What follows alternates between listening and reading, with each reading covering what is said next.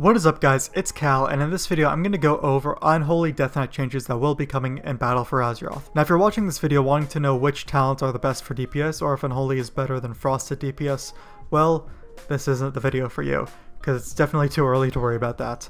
I'm just going to be going over all baseline abilities as well as passives for Unholy DKs. And then I'll be talking about talents and PvP talents. I wanted to wait till the beta for this so more things would be fleshed out. Now fair warning, I do not main a Death Knight, although he is my main alt, and I do usually play as Unholy on him, so I'll go over all the new abilities, returning abilities, and revamped abilities to the best of my, well, ability. So let's get started.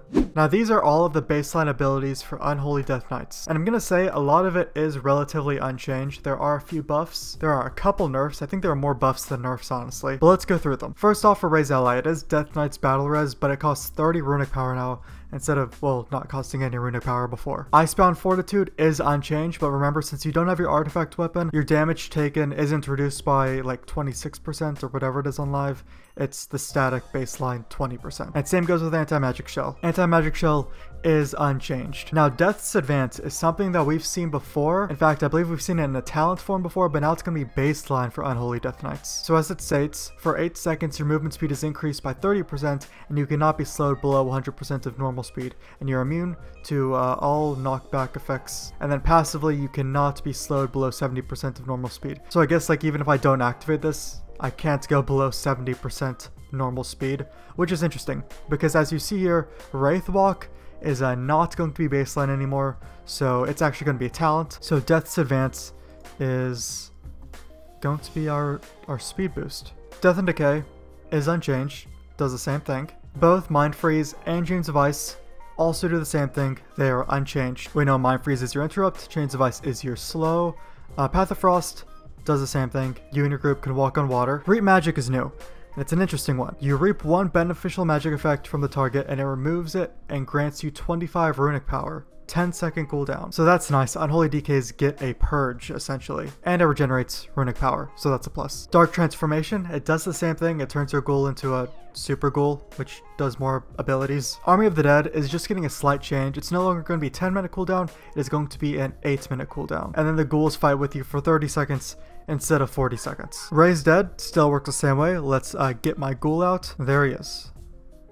Marrow Masher. They did change the icon for Raise Dead for whatever reason. Now Control Undead is getting changed for whatever reason. You'll only be able to use it on undead who are level 70 and lower instead of one level above your normal level and lower. Because how it is on live, you can use it on undead up to level 111 because 110 is the cap, but you'll only be able to use it on targets up to level 70. So I'm not sure what that's about. Outbreak works the same way. It deals damage on the target for 6 seconds and then activates Virulent Plague, which it's a dot, it erupts if the target dies, has a 30% chance to interrupt when it deals damage. Death Grip, same thing, works the exact same way. Use it on target, it pulls them to you. Festering Strike, it pretty much does the same thing. It deals damage but infects the target with 2 to 3 Festering Wounds. Instead of, I think, live, it's 2 to 4, but whatever. And then Festering Wounds work the same way. They're a dot, shadow dot, and they generate 3 runic power. Now, Apocalypse is becoming baseline, which is nice because I love Apocalypse on my Unholy DK. It does shadow damage, like on live, but it bursts up to 4 Festering Wounds on the target. Instead of on live, it's 6 Festering Wounds. And then it'll still summon Army of the Dead for 15 seconds for each burst a Festering Wound. So it can summon up to 4 ghouls instead of 6, but it is baseline, so that's nice. Scorch Strike works the same way, does physical damage and shadow damage, and bursts 1 Festering Wound. Now Death Coil is just getting changed slightly. Still costs 40 runic power, use it on target, it does shadow damage, but baseline it reduces the cooldown of Dark Transformation by 1 second. Because a Shadow Infusion, which is a talent on live, well, it's no longer going to become a talent because what Shadow Infusion did is that when you use Death Coil, it reduced the cooldown of Dark Transformation by 7 seconds while your ghoul was not transformed.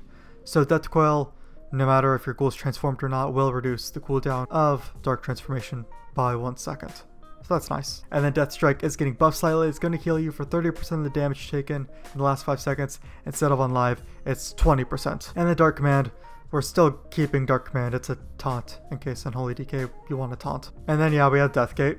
Deathgate is still there. It works the same way. Now let's look at Rune Forging. Now the thing is, for Rune Forging on live, how it worked is if you were in Frostspec, Razor Eyes did better for you than the other two. If you were an Unholy, Fallen Crusader was buffed versus the other two. And then if you were, I think actually Stone Skin was unchanged whether you're in blood or not. But how it works is for Unholy DKs, they're all static. They don't change no matter what. And ultimately Fallen Crusader, the one you picked, was nerfed. So each of the stats is that Razor Ice makes your weapon do 13% extra damage as frost damage, and enemies become vulnerable to your frost. Stacks up 5 times, 3% for each stack. Now that's how it is on live if you're frost, but that's how it is for BFA if you're Unholy. And if you're frost or even blood, it's actually buffed more than this. So Fallen Crusader was nerfed. This rune has a chance to heal you for 6% of your health and increases total of your strength by 15% for 15 seconds. On live, this is 8%.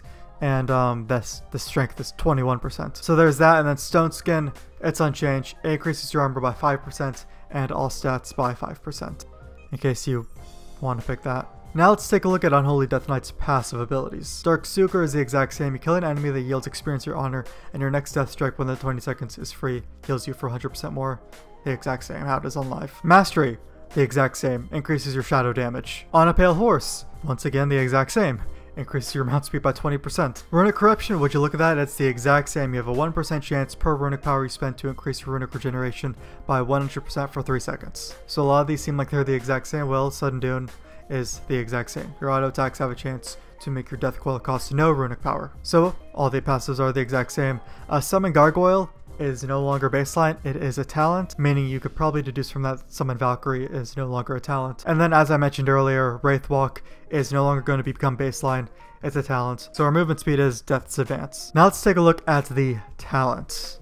So for the talents, and since PvP talents were actually introduced onto the beta, I'll go over these as well in case you care. So for the first tier we have Infected Claws, All Will Serve, and Clawing Shadows, which these are all on live, except now they're all on the same tier. And they're pretty much all not changed at all. The only one that is changed is Infected Claws. Your Ghoul's Claw attack has a 30% chance to cause festering wounds on the target.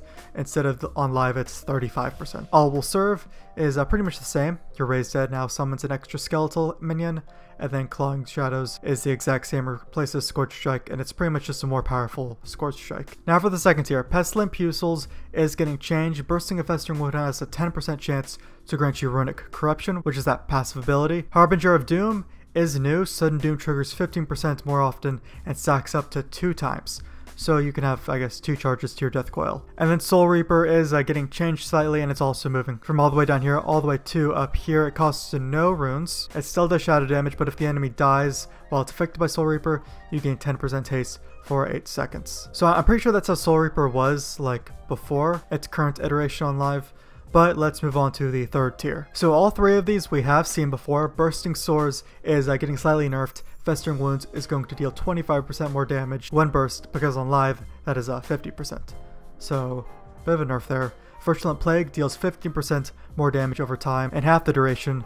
On live it is 20%, so slight nerf there. And then Unholy Blight is coming back. 1 minute cooldown, 1 rune, you surround yourself with a bunch of bugs, and it infects all targets around you with diseases. Now for the fourth tier, I think we've seen all of these before. I know we definitely seen Asphyxiation before, that is on live, but I think these two were Unholy talents at one point. We have Grip of the Dead. Death and Decay reduces the movement speed of all enemies within its area by 90%, decaying by 10% every second. And then there's Death's Reach, which increases the range of Death Grip by 5 yards, and then killing an enemy that yields experience or honor, resets the cooldown of Death's Grip. I think that was a glyph back when glyphs mattered. And then Asphyxiate is the exact same. It's a 5-second stun. So this is a completely utility-based tier. So whichever you feel like you like the most. Fifth tier, Spell Eater is getting slightly buffed. Anti-Magic Shell absorbs 30% more magic damage in the last 5 seconds, because on live that's at 20%. So Spell Eater is getting a bit of a buff. Wraithwalk, as I've mentioned like twice now, it's becoming a talent, and it does the exact same thing as live. Takes all root effects off you, increases your movement speed by 70%, and you cannot be slowed below 170%. Its cooldown is 1 minute, whereas on live it's 45 seconds. Death Pact is returning. We have seen this before. So it's 2 minute cooldown, creates a Death Pact that heals you for 50% of your max health, but absorbs incoming healing up to 30% of your max health for 15 seconds. So that's a nice like, oh crap button, I'm about to die, but remember it will absorb 30% healing for the next 15 seconds. And that is a 2 minute cooldown. So there's Pestilence, which is a passive. Your Death and Decay damage has a 10% to apply festering wounds to the enemy. Defile is pretty much the same. It does replace Death and Decay. Its cooldown will be 20 seconds because Death and Decay has a cooldown of 30 seconds. So its cooldown will be reduced. Deal shadow damage while you remain in the Defile. Your Scorch Strike hits all enemies, same thing. If an enemy is standing in the Defile, it grows in size every second. The only thing is that it will not increase your mastery by whatever amount, stacking up to 10 times. That will not be in Battle for Azeroth. And then Epidemic, its effect is the same, except it's going to cost 30 runic power instead of runes, and it's only going to have 1 charge. It's not going to have like 3 charges, which I think it has on live. And then for the final tier, there's Army of the Damned, which is new, which Deathquill reduces the cooldown of Apocalypse by 1 second, and Army of the Dead by 5 seconds. That definitely seems interesting. Unholy Frenzy is returning, except it's pretty much completely new. It's not going to become passive. It has a 1.25 minute cooldown, and it incites you into killing a frenzy for 12 seconds, increasing haste by 20%, and causes your auto attacks to infect the target with a festering wound. So the name's still there, it's just its effect is different. And then, as mentioned before, Summon Gargoyle is going to become a talent. Pretty much does the same thing, except Summon Arbiter's effect was kind of baked into Summon Gargoyle. So as you see the second effect there, the Gargoyle gains 1% increased damage for every 2 runic power you spend, because how Summon Arbiter was is it increased its damage by 1% for every 1 runic power you spend. So Summon Arbiter's nerfed effect is baked in there a bit. So if you did not watch my video going over PvP talents, essentially how it works is the first PvP slot is the same for all specs, all classes. You get to pick between Gladiators, Medallion, Relentless, and Adaptation, which is they work the same as on live. And then the 3 PvP slots, you get to pick between any of these. So I can pick this one, I can pick that one, I can pick this one. So it's not a tier system anymore. Now, as far as the Death Knight PvP talents go, there are no new ones, but there are a lot that have been removed, as you can probably tell. I'm just going to go over the names, and none of the effects for each of these have been changed, so if you want to know what they do, you can look at your PvP talents on live. But there's Wandering Plague, Pandemic, Crypt Fever, Dark Simulacrum, Anti-Magic Zone, Necrotic Strike, Unholy Mutations, Reanimation, Necrotic Aura, Decomposition Aura, Heartstop Aura, and Cadaverous Pallor. And as I mentioned, all of the effects for them are the same. It's just not on a tier system. So you can pick 3 that were on the same tier. So it's like 3 that are on the same tier on live.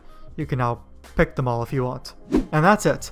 Honestly, I'm pretty happy at how Unholy DKs turned out, but what do I know? I don't main one. I'm interested to hear what you guys think about them. If any of you main a DK, you can leave in the comments below. But if you guys like this video, if you thought it was interesting, you can leave a like on it for more videos like this, more beta videos, Battle for Azeroth beta videos. You can sub to the channel, and I'll see you guys in the next video.